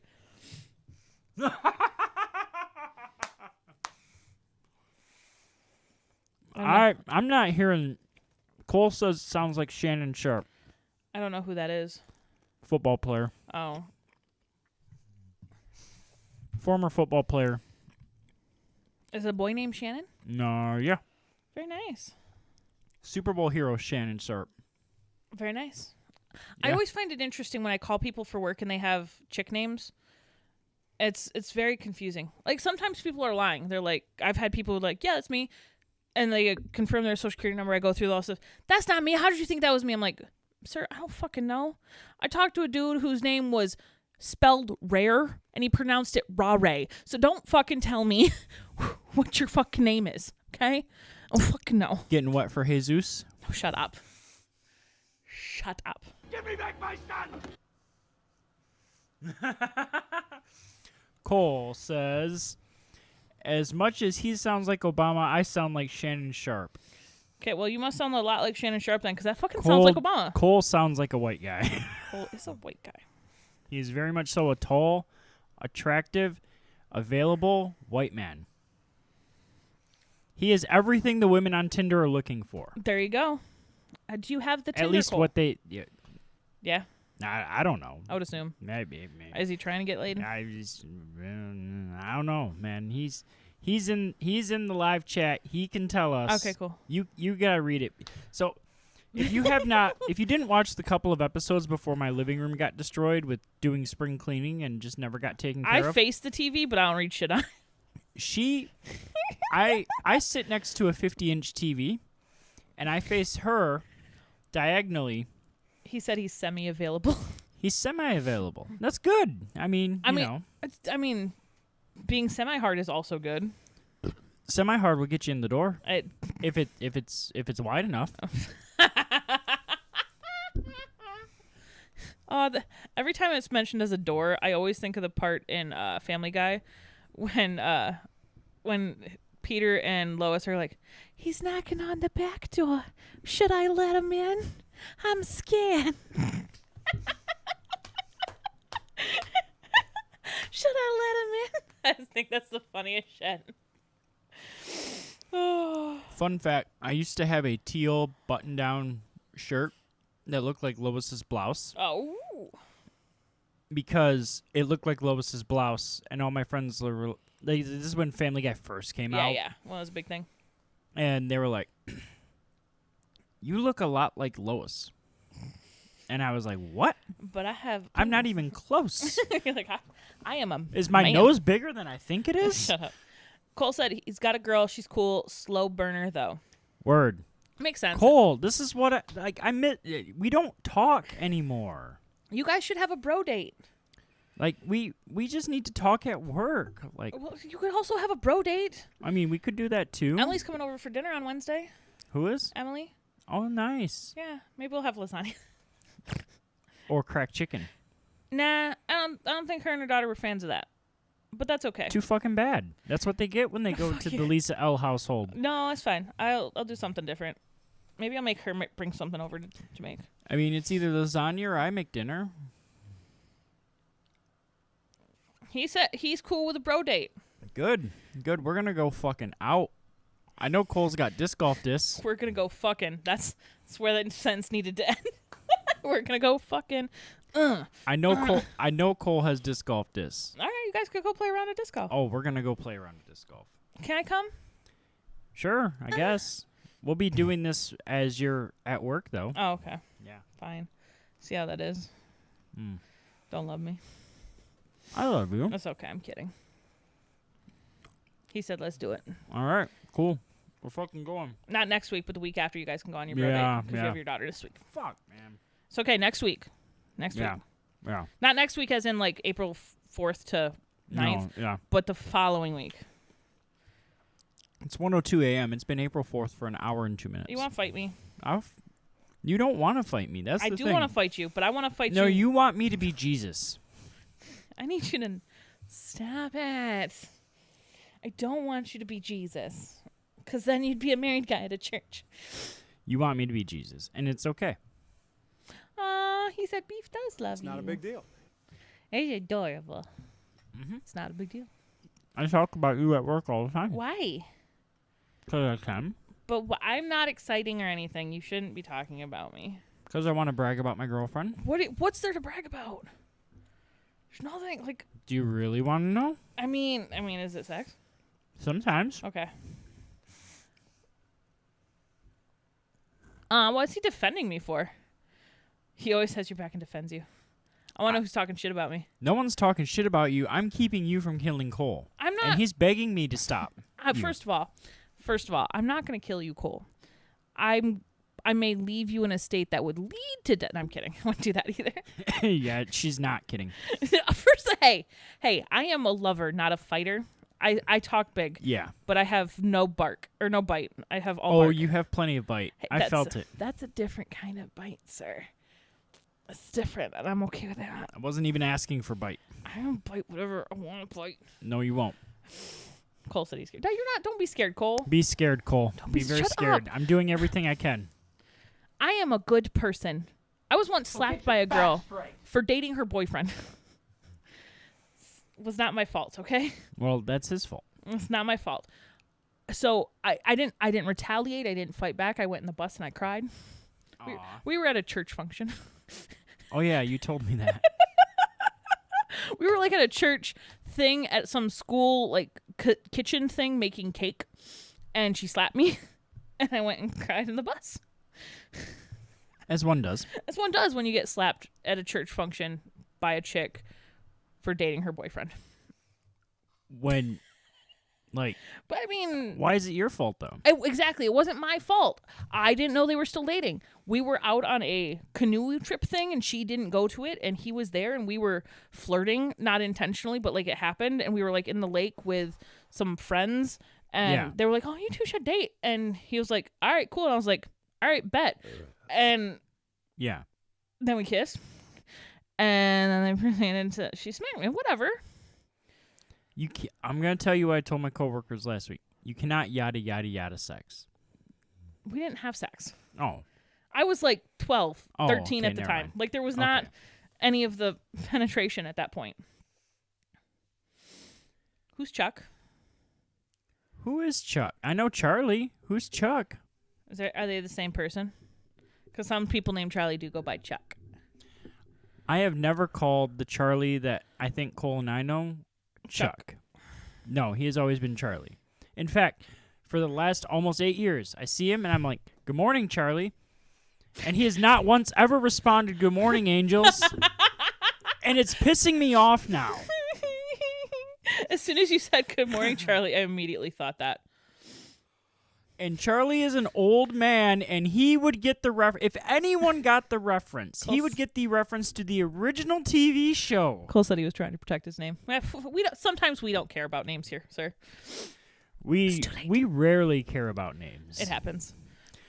But no, I mean... Because no one listens to the fucking show. We tried to get the short female coworker I can see over top of to listen to the show. She got scared. Why? I mean, I guess I don't know, but I mean, like, if she has an image of me in her head, and she has a boyfriend, okay, good for so her. it's not. I was gonna say you have a boyfriend. I have a girlfriend. You are a boyfriend. I am the boyfriend. But like, maybe she has an image of me in her head as this non-sexual being, and doesn't want to hear about my gigantic cock and small balls. I mean, he said, let's just say he ashed a cig in holy water. Holy shit. I mean, that's the way to do it, though. I can see that, though. I mean... With that particular person, I could see that. Cole, I know you weren't here for the beginning of the show, which, by the way, go back and listen to once this is uploaded. You'll hear about a very shirtless Jesus and the things I would have done to him. And how wet my girlfriend got. And she only wet. wants to fuck me tonight because she wants to fuck Jesus. She needs Jesus inside of her. That is untrue. First of all, parts of that are untrue. I do not want to fuck Jesus tonight. I'm not fucking you because I want to fuck Jesus. I want to fuck you because of what's in your pants. You wanted to fuck Jesus. You would have fucked Jesus. I was very... There's a scenario in life where you would have been on top of Jesus. Yes, most likely. Getting some Holy Cross. I mean, he could have just stayed attached to the cross and I would have wrote him there. That'd been fine. Speaking of Jesus, you know that it's Easter weekend because Gonzaga came back and won. I don't know who that is. Gonzaga's a Christian, I think it's Catholic, maybe Christian, secular-based school in Spokane, Washington. Great basketball program. Was about ready to suffer the worst embarrassment in program history. But they came back. But they came back and won, and now we'll play for the national title on Monday. Cole said I was cringy as hell. I'm sorry. Listen, sir. Hey, man. You weren't there seeing Jesus 3 feet in front of you on his knees, essentially ready to go. I mean, he wasn't naked, but he was very much in less clothes than I have on now. So. She's wearing short shorts and a T-shirt. Yeah. So. Very short shorts. Yeah. He didn't even have socks on. I mean, he had sandals on, but he didn't have socks on. Well, I mean, you know. No, I don't think he had sandals on at that time either.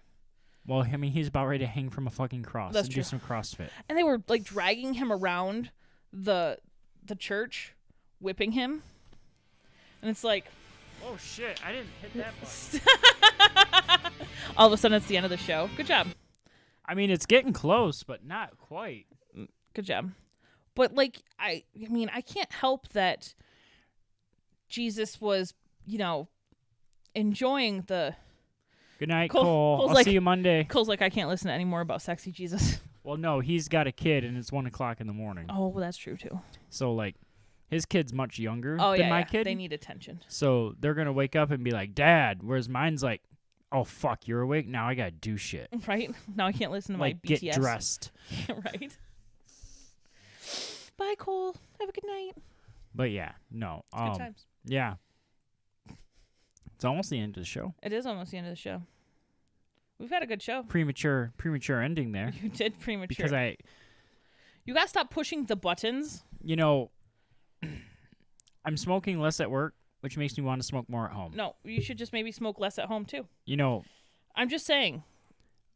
We could also clean our houses, but what fucking... I don't have time for all that. Yeah. I have other things I want to do. I need a cigarette in my hand because I'm drinking alcohol, and I'm old enough to have been... I'm old enough that I remember smoking.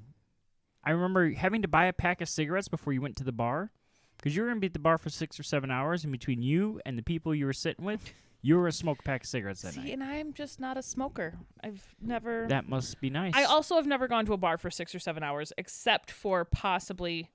I think it wasn't like 6 or 7 hours, but it was quite a few hours. I went to like a Christmas party at Mojo's Dueling Piano Bar, where I had 7 martinis and 3 shots, and I proceeded to throw up at home. Oh, me and my buddy Aaron used to... shout out to Aaron Turner. I don't know if he's the download in Ohio we get every now and then, but if you're out there, Aaron, listening to the show, what's up? Woo woo. But, and I miss you like fucking crazy, and you got to get back up here. Aww. But I have not seen him in multiple grips. How about that? Swear to fucking God. It has been several minutes since I have seen him. But, which is my own fault. I have seen him since I bought the Fiesta, though, so I know it hasn't been that long. Well, there you go, then. I haven't seen him since I outright paid off the Fiesta. Well, that's because that was last week, sir. Yeah, so there's not many people I've seen since then. But anyway. But yeah, like we would go to Mulligan's, and we would get there 6, 7 o'clock at night, and we shut the place down. I've never shut a bar down. I don't think. Maybe when I was younger. I have shut a couple 20s? bars. I've shut down a couple different bars, and it's always interesting when they shut down. Because sometimes they do last call at like 1:15, and sometimes they do last call at like 1:45, and you're not really sure how long you have to finish your drink. And so get you the just fuck fucking out of pound there. it. And I've noticed a direct correlation to the stronger my drink is, the less time I have to finish it off and sober up before I get thrown out of the bar. Very nice. So. I didn't want to be drunk in a bar, or I didn't want to be drunk in public. I wanted to be drunk in a bar. You threw me in public. Last weekend in the car, if you were a Patreon, we would have recorded this. I recited the entire Tire Guy thing. Yes, it was good from times. Ron White. It was good times. The guy that listens or watches NASCAR constantly. Yes, did love Jeff Foxworthy growing up. Enjoyed Bill Engvall before he decided to be less edgy. I only knew him from the Blue Collar Comedy Tour, so. My connection to Larry the Cable Guy, besides for I Like Cars, the movie, is that he's from Omaha, Nebraska. Oh. And he's a Cornhuskers fan. You know his real name's not Larry, right? Yeah. Okay. But just let me have this. I'm letting you have it. So I'm not saying this. And, of course, I had Ron White's Drunk in Public album. Very nice. I still have it. It's in my CD case. Very nice. So, I like Dane Cook. He's a good comedian for me. I loved Vicious Circle, and I thought Employee of the Month got more shit than it deserved.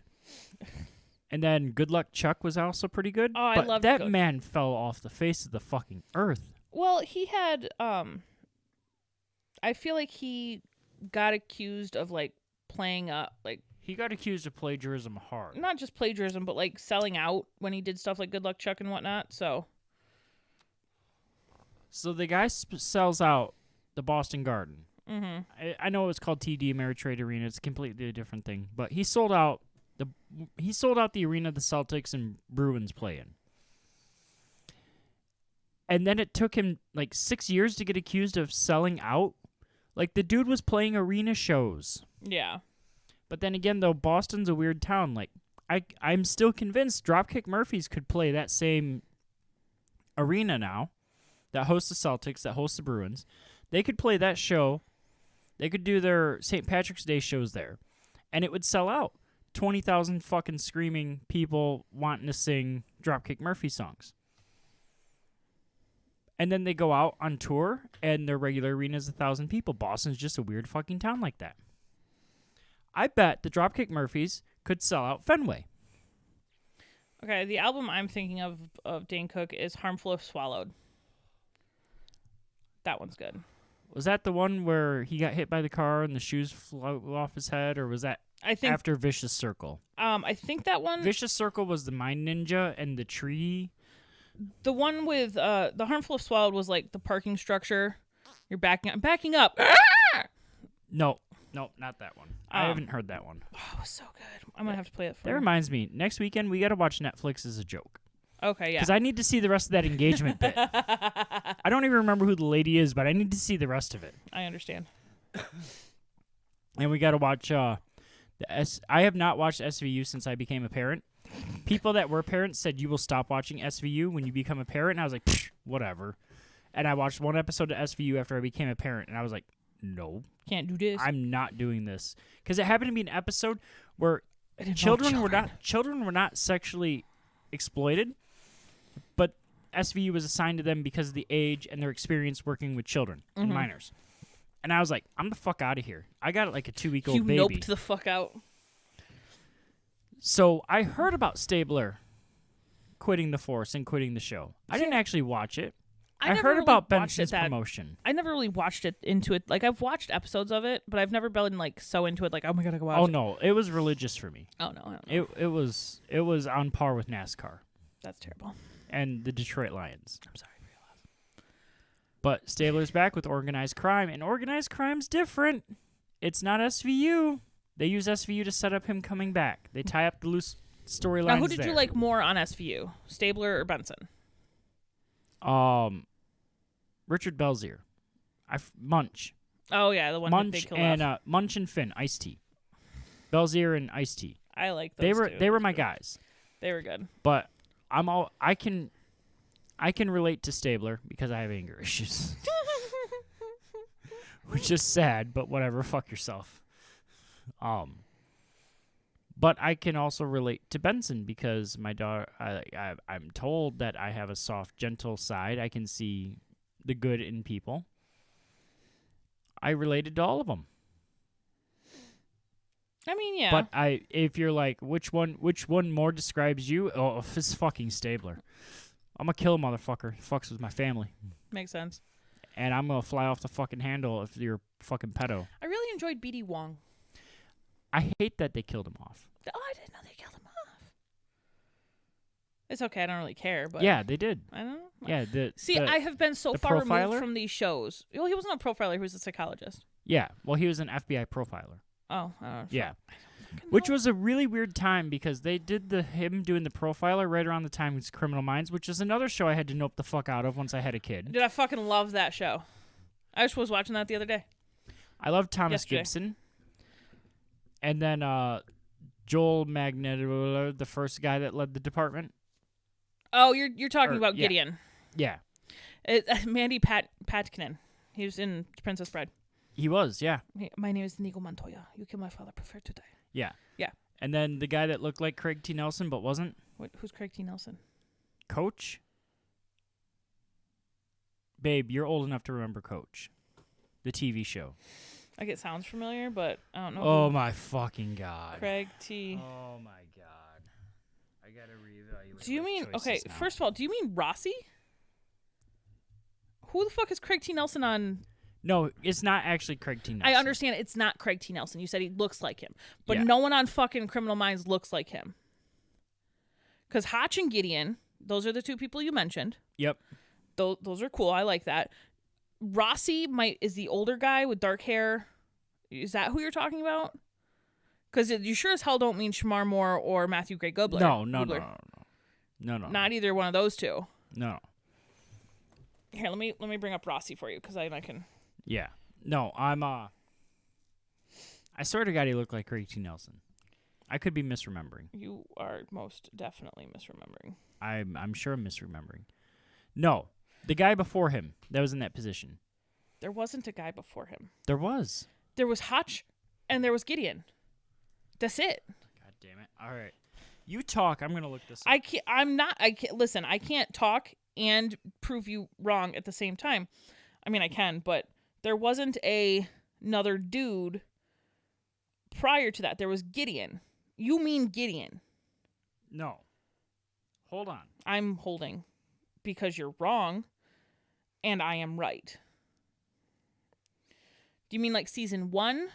Yeah, it was early. Very early. Okay, season 1, the cast was Hotch, Gideon, Derek, JJ, L, and Spencer.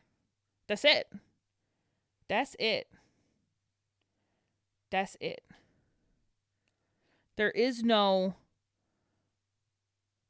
weird. You mean Gideon? Hold on, I'm getting there. You're getting there, but you're wrong. Gideon. There's Rossi. You mean this guy, right? Yeah. That's Gideon. Gideon. Yeah. Looks a little bit. He looks enough like Craig T. Nelson to make you stop for a second. Okay, but that's Gideon. Okay. Yeah, Gideon. I swear to God, I like Thomas Gibson, who plays Hotch, and I like the other guy. The guy that looks like Craig T. Nelson, but younger. That's Gideon. I didn't enjoy him. He quit after the second season. Yeah. Because he didn't like the violence that was in the show. Yeah. He does it a lot with a lot of things. I've read some stuff about it. He likes to ghost after a few seasons because he doesn't like being tied down. Yeah. And it's something that he's on a show called, I think, Homeland, where it's a lot of the similar stuff, but they've kept him compelled to continue to, like, I don't know how they did it, but like he's continuing to do it. But he's very much I'll do something and then I'll go away. I'll do something and I'll go away. He's active on TikTok, which is funny. Nice. He's a good actor. I like him. I enjoyed the way he played Gideon. He played that really well. Yeah. I feel that was, heartfelt, and, he was very, very deep and emotionally connected to what he was doing. And I can understand how that would, play on someone's emotions to, there's this rape. And then if you're a method actor, it's a shitty life to be on a show like that. I wouldn't say he's method, but he was very deep into it. Like, his character portrayal was really good, and like the character itself, but Gideon was a very deep character. I don't know. I like all the characters though. Like the one I haven't seen like some of the newer stuff. Once they got rid of Hotch, but I enjoy the show. Like, I mean, the best thing is I've seen memes of and TikToks where it's like the person you think that you're gonna fall for on the show, and it's like a picture of Shamar Moore. Yeah. And then the background music is like really sexy, and then who you actually fall for, and it's Matthew Gray Cutler, because everyone fucking loves Spencer. Yeah.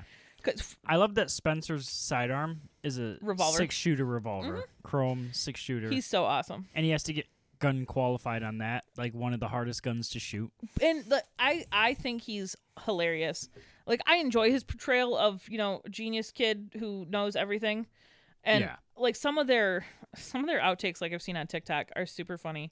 One of their at one point, Hotch comes into the briefing room and he sits down. Looks over. Did you join a boy band or something? Because he got a haircut. Yeah, it's so funny. Like, I just love the show. It's a good show.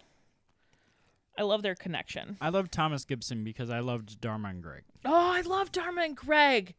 That show was bomb. It was. Fuck, that show was so good. He was a corporate dude and she was a hippie chick, and they were married and happy, and it was fantastic. But fucking love that show. I don't know many people who've actually seen that show. Ma'am.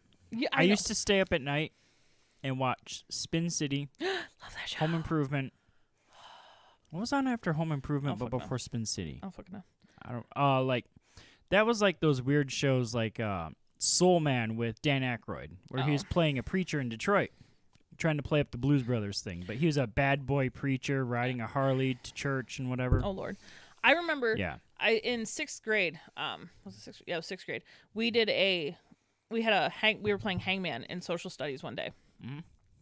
And the teacher put it on the board, and a couple people guessed a couple letters. I was like, Spin City. I was like, how did you know that? I'm like, fucking watch the show, bro. Right. Like, it's a good show. I don't know what's from it. Like, but I'm a big fan of, like, when I was a kid, I was also watching MASH and I Love Lucy and all that cool Nick at Night shit too. So Happy Days. And 9 then p.m. And then as I got a little bit older, I watched Matlock and In the Heat of the Night. Mm-hmm. Good shows, man. I like me some Matlock. That shit was awesome. Murder, She Wrote, Murphy Brown. Murphy Brown, yes. Mm-hmm. Designing Women. That one was a good one. It's 4 women who design stuff, and they have a black dude who helps them out. Yeah. It was a really good show. I didn't watch that one. It was a good show. Golden Girls. I was really weird, though, because I used to watch Letterman on Wednesday nights and Friday nights because I was allowed to stay up late enough to watch Letterman. Nice. Oh, no, Tuesday nights and Friday nights. Tuesday nights because we had collaborative planning in middle school, so we wouldn't go to school until 10:30. And then Friday nights because it was the weekend. Yeah. But you didn't realize the show was already pre-recorded earlier in the week. Yeah. But I didn't care. You didn't care? It was not a big deal. Yeah, it's not a big deal. It's not a big deal. Thanks, Obama. Anyway, last little piece of advice. If you're a lady out there, find you a man that talks to you the same way Derek Morgan talks to Penelope Lopez. Penelope Garcia. Garcia. God damn it. I damn hate it. you. I hate you. I hate you right now because you messed that up so bad. Yeah, I know what. The Everyone knows. The best part about you messing up like that, when Derek first meets Penelope, he calls her Gomez. Yeah. Because he asked Spencer, he's like, hey, who's that? Oh, I think she's Gomez? And he's like, Gomez. And she didn't answer. Baby girl. She turns around. Excuse you? Nice. It's very nice. It's good times. All right. It's time to go. Okay. Yeah, I'm good. You good? I'm good. All right. I'm very good. Yeah. I'm not going to give you what you want. You don't know what I want. Yes, I do. I want a back rub. Well, maybe you should go ask Jesus for one. Oh, fuck. I hit the wrong button again. God damn it. I'm so proud of your mistakes today. You're doing so well. I am batting 1,000 tonight. You are. Thank you all so much for listening. Bye. Have a good night. Don't party too hard.